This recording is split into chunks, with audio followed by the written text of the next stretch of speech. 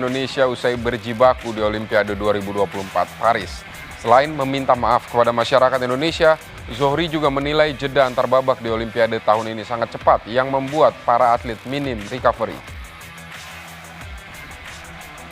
Tiba di Indonesia Selasa sore, sprinter lalu Muhammad Zohri akhiri perjuangannya di nomor lari 100 meter putra pada Olimpiade 2024 Paris.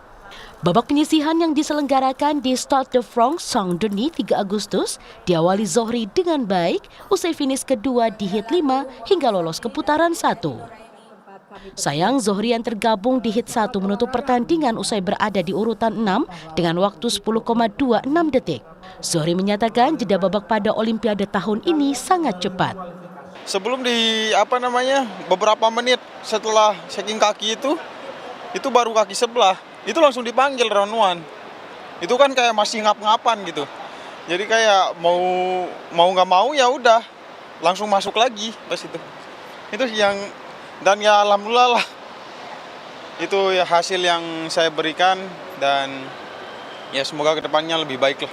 Ya, mungkin biasa di 20 meter terakhir. Jadi seharusnya di 20 meter terakhir itu tidak memaksakan diri tapi harus teknik, rileks aja itu yang tinggal melatih itu lagi saya kira.